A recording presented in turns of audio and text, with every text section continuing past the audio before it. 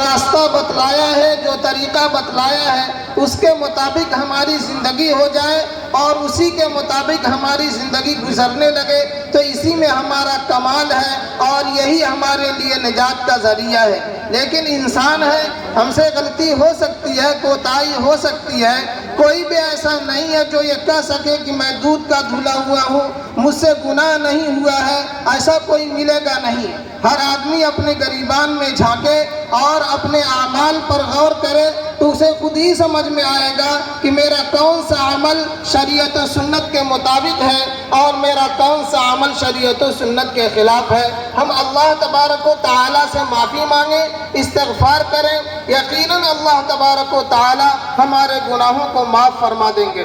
اور کب تک ہم توبہ کر سکتے ہیں؟ کب تک توبہ کا دروازہ ہمارے لیے کھلا ہوا ہے؟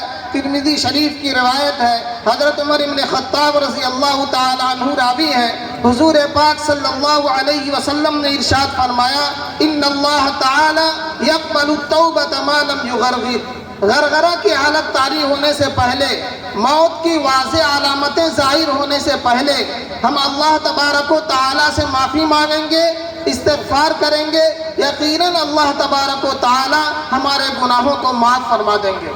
معافی تو فرعون بھی مانگا تھا، آپ لوگوں نے سنا ہوگا، لیکن اس کی توبہ قبول نہیں ہوئی۔ جب وہ ڈوبنے لگا اور اسے پتہ چل گیا کہ میں بچنے والا نہیں ہوں تو اس نے بھی توبہ کیا تھا۔ اللہ تبارک و تعالیٰ نے قرآن کریم میں فرمایا، الآن وقد عصیت قبل وکنت من المفسدین، کہ اب معافی مانگ رہے ہو، اب استغفار کر رہے ہو، یہ توبہ کا وقت نہیں ہے۔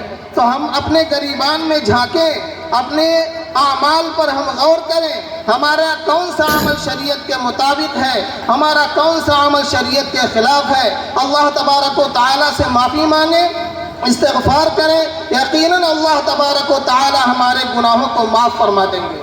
اور اللہ تبارک و تعالیٰ سے معافی مانگنے سے، استغفار کرنے سے صرف ہمارے گناہ ہی معاف نہیں ہوں گے، بلکہ گناہ تو معاف ہوگا ہی، گناہ معاف ہونے کے ساتھ ساتھ اللہ تبارک و تعالیٰ بہت سی نعمتوں سے نوازیں گے۔ دینی بھی فائدہ ہوگا، دنیاوی بھی فائدہ ہوگا، مادی بھی فائدہ ہوگا، روحانی بھی فائدہ ہوگا۔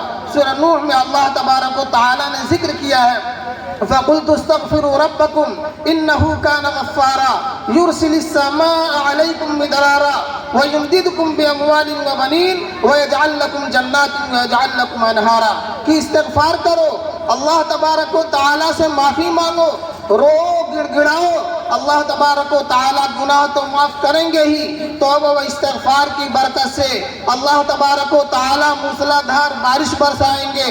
توبہ و استغفار کی برکت سے اللہ تبارک و تعالیٰ اولاد سے نوازیں گے۔ توبہ و استغفار کی برکت سے اللہ تبارک و تعالیٰ ایسے باغات سے نوازیں گے جس کے نیچے سے نہریں جاری ہوں گی۔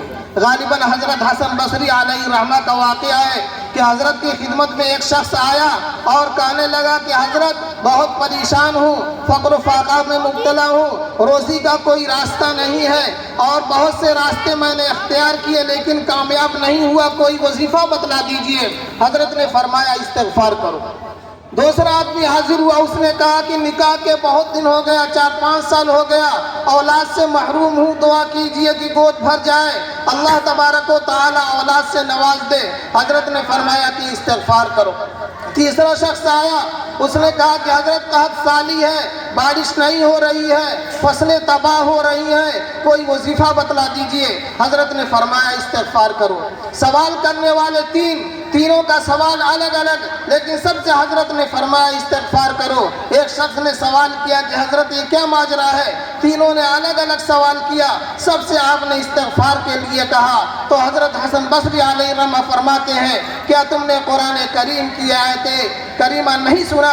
اللہ تبارک و تعالیٰ ارشاد فرماتے ہیں، فَقُلْتُ اسْتَغْفِرُوا رَبَّكُمْ إِنَّهُ كَانَ غَفَّارًا يُرْسِلِ السَّمَاءَ عَلَيْكُمْ مِدْرَارًا وَيُمْدِدْكُمْ بِأَمْوَالٍ وَبَنِينَ وَيَجْعَلْ لَكُمْ جَنَّاتٍ وَيَجْعَلْ لَكُمْ أَنْهَارًا۔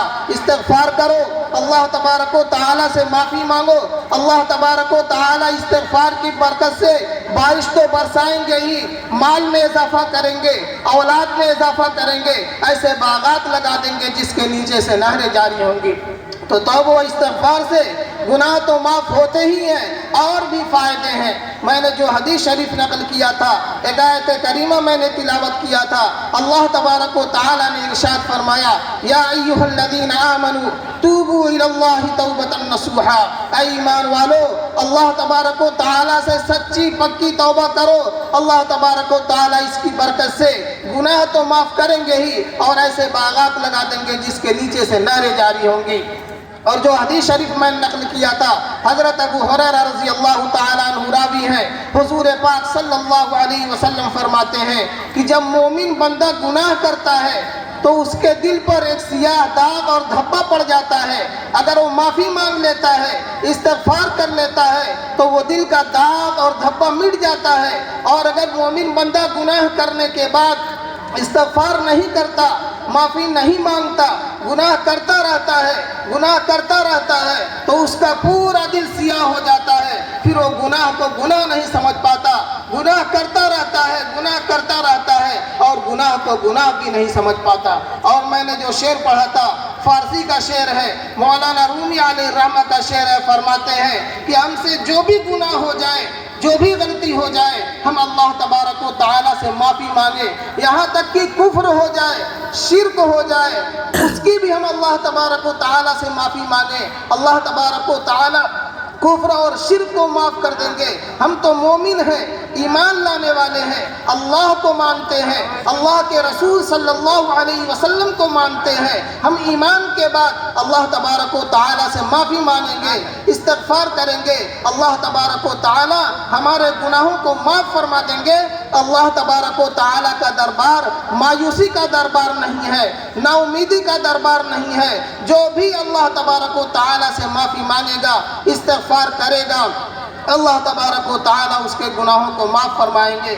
بہت مختصر وقت میں مجھے یہی کہنا ہے کہ ہم اپنے گریبان میں جھانکیں، اپنے اعمال کو ہم دیکھیں، اپنے اندر ہم غور کریں. اپنی کمیوں اور اپنی کوتاہیوں کو ہم اچھی طرح جانتے ہیں. دوسروں کی کمیاں، دوسروں کی کوتاہیاں وہ کسی کے بتانے کی وجہ سے ہمیں معلوم ہوتی ہے. ہو سکتا ہے دوسرے کے اندر کمی اور کوتاہی نہ ہو. اپنے عیوب کو ہم دیکھیں، اپنی کمیوں کو دیکھیں. اللہ تبارک و تعالیٰ پھر ہمیں استغفار کی توفیق دیں گے، اپنے سامنے رونے اور گڑ گڑانے کی توفیق دیں گے. اللہ تبارک و تعالیٰ عمل کی توفیق مرحمت فرمائے. آمین. وآخر دعوانا ان الحمد للہ رب العالمین. جزاکم اللہ.